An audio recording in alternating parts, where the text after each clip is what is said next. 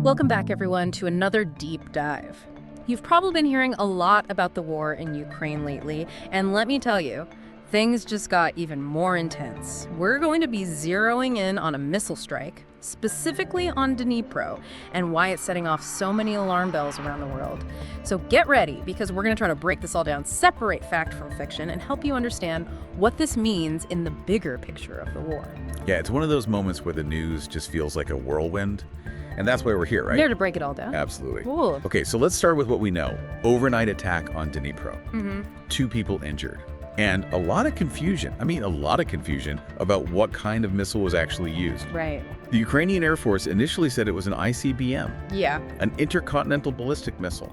Which, that's serious stuff. Those are the big ones, right? The ones that can reach across continents, often associated with nuclear capabilities. Yeah, you hit the nail on the head.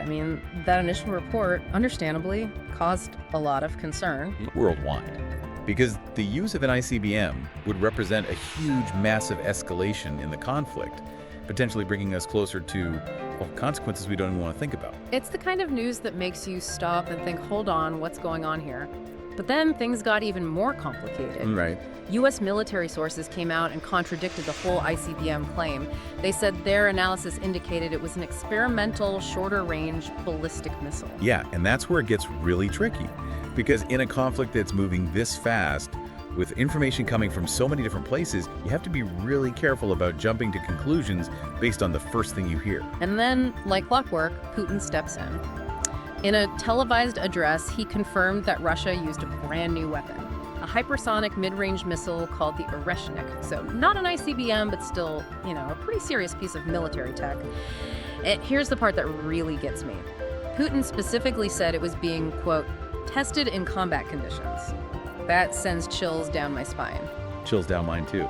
That phrasing is really telling. It's basically confirmation that Russia is using the conflict in Ukraine as a live-fire testing ground for their newest weapons. Which, think about the ethical questions that raises. It ties directly into Russia's whole military doctrine of developing and deploying cutting-edge tech as a core part of their strategic advantage. So Ukraine is essentially being used as a proving ground for Russia's military ambitions. Wow. And Zelensky, of course, did not stay silent. He directly accused Putin of using Ukraine as a weapons testing ground. Yeah, and Zelensky's statement really brings home the very real implications of what Russia is doing. Imagine being in a position where you know that your country is being used to test out the effectiveness of new weapon systems, putting your people at even greater risk. It's a lot to process. It's like we're watching a new kind of warfare unfold before our eyes. But Putin didn't stop there. He went on to say, and I'm quoting here, the conflict in Ukraine has acquired elements of a global character. So what's your take on that statement? Is this just rhetoric, or is there more to it? I think there's definitely more to it. Putin's statement is a reflection of this complex reality that's been building for a while now. This is no longer just a regional conflict. It's becoming more and more intertwined with global power dynamics. You have the involvement of all these international actors, the flow of weapons and resources, the potential for the conflict to escalate beyond Ukraine's borders. All of that contributes to this global character that Putin's talking about. It's like a ripple effect, isn't it? What happens in Ukraine doesn't stay in Ukraine. Exactly. The consequences are felt all over the world, economically, politically, in terms of global security. It's pretty unsettling. Yeah, and we're about to get into some recent developments that have really shifted the boundaries of this conflict. Things that are making those ripples even bigger and potentially more dangerous. Okay, you've got my attention. What are we talking about here? Well, the U.S. recently lifted restrictions on Ukraine, using U.S.-made long-range missiles to strike targets inside Russia. I remember that. And that decision caused quite a bit of debate and concern. It did. It felt like a big turning point, like crossing a line that some people thought should never be crossed. You're right, it was a big decision. And shortly after that, reports came out that Ukraine had actually used those missiles to hit targets inside Russia, including a military facility in the Bryansk border region. Okay. This is where things get even more tense, right? Yeah. This tit-for-tat back-and-forth exchange is where we see this situation escalating in a really dangerous direction. It feels like both sides are testing the limits, pushing the boundaries of what's acceptable in this conflict. Yeah. And this is where we have to connect this escalation back to Putin's revised nuclear doctrine, which basically lowers the bar for when Russia might consider using nuclear weapons. Well, hold on. That's a serious claim. Can you unpack that a little bit? What exactly does this revised doctrine say, and how should we interpret it given these attacks that are now happening inside Russia? It's complex.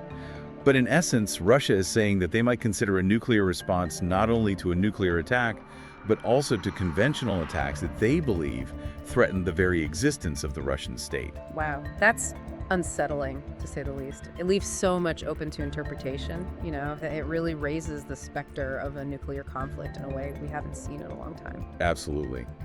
And unfortunately, it doesn't end there. Remember those US-8 ACMS missiles we talked about? The long-range ones? Yeah. Well, Ukraine didn't waste any time. They fired some of those into Russia pretty soon after the US gave them the green light. So it's like a direct response. Ukraine showing that they're not backing down, that they're willing to meet fire with fire. Yeah, exactly. It's a very high-stakes game they're playing, trying to deter further aggression without provoking an even more dangerous response from Russia. And just to add fuel to the fire, Russia has also been showing off its own firepower. They claim to have successfully shot down British Storm Shadow cruise missiles. Right. Another type of long-range weapon that Ukraine has been using. It's just this constant back and forth, each side flexing their muscles and testing the limits of what the other side will tolerate. It's a lot. It is, and that kind of dynamic rarely leads to a peaceful resolution. You're telling me. It feels like we're watching a powder keg with multiple fuses burning at the same time. This is a lot to unpack, and we haven't even talked about what all of this means for the rest of the world. You're absolutely right. We've only scratched the surface.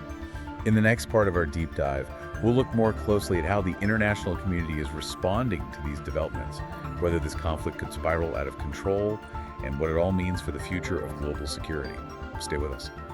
We just left off talking about how this conflict in Ukraine, it's reaching so far beyond its borders. Putin even said it's taking on a global character, and that's not something you hear every day.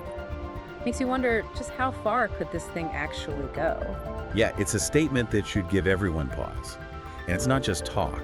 This whole situation is so deeply intertwined with global power dynamics, and it's impacting everything. Right. I mean, everything. From international relations to the global economy, we're seeing that global character play out right in front of us. So let's break that down a little. What exactly is it that makes this global character so concerning? Well, first off, you've got the sheer scale of international involvement. We talked about the U.S. providing those long-range missiles, but it goes way beyond that. You've got NATO countries supplying a whole arsenal of military equipment, intelligence sharing at a level we haven't seen before, and the economic sanctions against Russia. I mean, those are sending shockwaves through the entire global economy. It's a tangled web, that's for sure. Each move seems to have consequences that ripple outward, impacting countries and economies far beyond the actual fighting. Exactly. And as this conflict drags on, the stakes just keep getting higher. The potential for someone to miscalculate, for things to escalate unintentionally, it grows every single day. That's what makes the risk of this spilling over into something even bigger, even more devastating, a terrifying possibility. It's a sobering thought, for sure. And speaking of wider implications, the international community is watching all of this very, very closely. What's been the general reaction so far to all this escalation? I mean, especially with the use of these new weapons, the attacks reaching into Russia? It's a mixed bag, honestly, which just shows how complicated this whole thing is. Some countries, especially those in Eastern Europe who feel directly threatened by Russia, have voiced strong support for Ukraine's right to defend itself. Right. Even if that means striking back inside Russia. Their argument is that Putin needs to understand there are consequences for what he's doing. So, kind of a draw line in the sand approach? Yeah, you could say that. But you've also got other countries, including some key Western allies, who are urging caution. They're worried that this kind of escalation could provoke a response from Russia that's way out of proportion. Something that could destabilize the region even further and escalate the conflict even more. They're really emphasizing restraint, focusing on diplomatic solutions. It really highlights the tightrope walk the international community is dealing with, right? Totally. On the one hand, you want to support Ukraine and deter Russia from going further. But on the other hand, you don't want to trigger a wider conflict. Absolutely. One that could have catastrophic consequences for everyone involved. It's a tough spot to be in. For sure. And that fear is amplified by the fact that we're talking about nuclear weapons here. Putin's revised nuclear doctrine, it just hangs over this whole situation like a dark cloud. It's unpredictable, dangerous, and makes finding a path forward incredibly difficult. It's almost like we're back in the Cold War era with this constant threat of nuclear war in the background. There are definitely echoes of that era, that tension, that mistrust. But it's important to remember this is a different world. Different geopolitical realities, different potential flashpoints. So where do we go from here? I mean, how do we make sense of all of this? That's the million-dollar question. There's no easy answer, unfortunately. Yeah. The situation is so fluid, so unpredictable. I think the best we can do is stay informed, think critically, and make sure our leaders are prioritizing peace and stability. But before we move on, I want to circle back to something we talked about earlier. The use of Ukraine as a testing ground for new weapons. Yeah, that's something that's been on my mind too. It raises all sorts of ethical and legal questions. Absolutely. Developing new military tech is one thing. Right. But deploying it in an active conflict zone where civilians are at risk raises serious concerns about proportionality, discrimination, the protection of civilians under international law. It sets a really dangerous precedent. Yeah, if we start accepting that active conflict zones are okay for testing out new weapons, where does that end? Where do we draw the line? It's a chilling thought for sure. We could see the lines between conventional and experimental warfare blurring, which would likely lead to even more devastation for civilians. And what about the impact on Ukraine itself? I mean, they're the ones bearing the brunt of this conflict. Yeah, it's hard to even grasp the scale of the damage. The physical and psychological scars of this war are going to run deep. Ukraine's infrastructure is being decimated, their economy's in ruins, and the people are enduring unimaginable hardship. Even if the fighting stopped tomorrow, rebuilding would be a monumental task. It's a heavy burden, and we haven't even touched on the long-term geopolitical consequences of this conflict. How will this reshape the balance of power in Europe and beyond? What does it mean for the future of NATO? These are questions we can't ignore. You're right, those are crucial points. In our final segment, we'll explore those broader implications: the global balance of power, the future of NATO, the potential for lasting instability in the region. It's a complex web, but understanding these dynamics is essential if we want to navigate the challenges that are coming. We've been talking about how the conflict in Ukraine is having this ripple effect, impacting the entire world. Yeah. And it's not just about territory anymore. It's about global power dynamics and how conflicts will even be fought in the 21st century. It's a lot. You've got it. What we're seeing is a power struggle that goes way beyond Ukraine's borders. It's about who controls Europe, the future of alliances like NATO, and how wars will be waged in the future. Okay, so let's start with the balance of power in Europe. It feels like this whole conflict has just blown the doors wide open on these tensions that have been simmering for years, right? It's definitely exposed those cracks that were always there, just below the surface. Any hope of a real partnership between Russia and the West, that post-Cold War partnership, it's gone. Yeah. Shattered. And what we're left with is this really deep mistrust and this ideological divide that's going to be incredibly tough to overcome. And we're seeing that play out everywhere you look, right? I mean, you've got the unprecedented economic sanctions on Russia, NATO forces being beefed up in Eastern Europe, even Western nations suddenly focused on boosting their defense spending. It's a huge shift. Absolutely. The West has shown a unified front against Russian aggression, making it clear they're not backing down. Right. But it's come at a cost. I mean, there are definitely concerns about the long-term economic fallout of those sanctions, the risk of things becoming even more militarized, Yeah. and the possibility of a new Cold War mentality taking hold. And what about NATO? I mean, the alliance has been the foundation of Western security for decades. Right. But this conflict has really put it to the test, hasn't it? It's put NATO back in the spotlight, both as this symbol of Western unity and as a force to deter further Russian aggression. But it's also revealed some of the limitations and internal disagreements within the alliance. We've seen that play out in the debates over how much NATO should get involved, how much military support to give Ukraine, and what might be seen as crossing a line, provoking Russia. It's a tough situation. No easy answers. NATO's walking a tightrope here. Yeah. They want to support Ukraine, but not set off a wider conflict with a country that has nuclear weapons. It's a high-stakes game with the potential for things to go really, really wrong. And it's not just about traditional military power anymore, is it? This conflict has really underscored the role of information warfare, cyber attacks, economic pressure. Those things all factor in now. 100%. We're seeing the lines blur between traditional warfare and these other forms of conflict, which makes predicting what's going to happen and responding effectively even more challenging. So where do we go from here? I mean, with all this in mind, how do you see this conflict playing out? What are some possible scenarios we should be ready for? Well, it's impossible to say for sure, but we can look at some potential paths. One possibility is this protracted stalemate.